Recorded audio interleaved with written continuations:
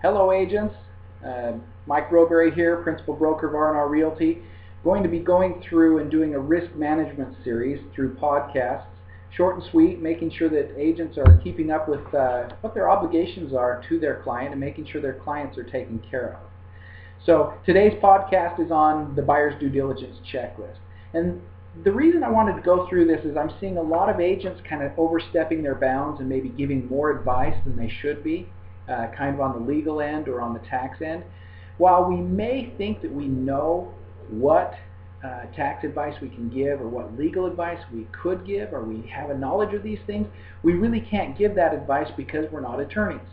And that's where the buyer's due diligence checklist comes in, as it goes ahead and tells the client, hey look, we're not an attorney, we're not a CPA, we're not a home inspector.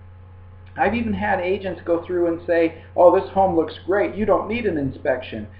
No, we are not there to make those determinations for our clients. We're there to push papers, to market the property and make sure that the client has every opportunity available to them to make sure that they're getting what they think they're getting. And that's where the due diligence checklist comes in. Okay, in the very first section it says, buyer is advised that the company and its agents are trained in the marketing of real estate. Neither the company nor its agents are trained or licensed to provide buyer with professional advice regarding the physical condition of any property or regarding legal or tax matters.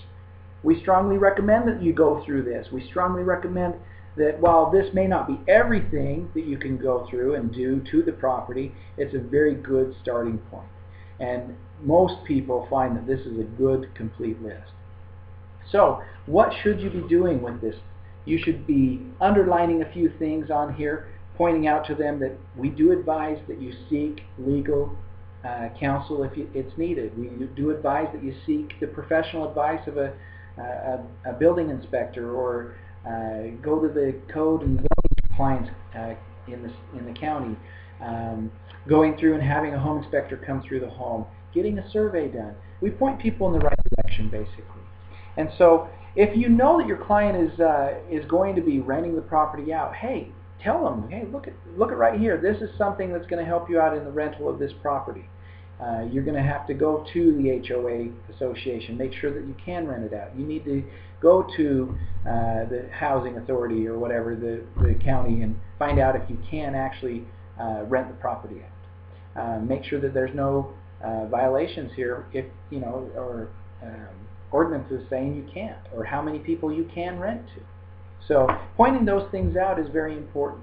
The main things that we usually touch on is the home inspection and the home warranty, because those are the places that really matter for individuals. But a lot of things that aren't touched on is surveying. You know, a lot of people miss out on surveying.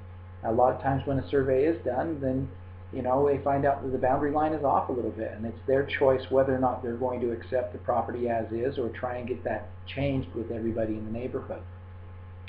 A lot of the other things you could go through and touch on each item with the client and have them initial and sign off on it.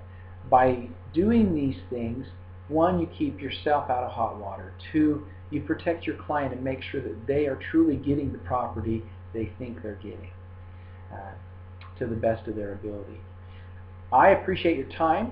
I look forward to doing more of these podcasts and embarrassing myself a little bit more. Anyway, good luck. Continue on with your due diligence and with getting your clients into properties.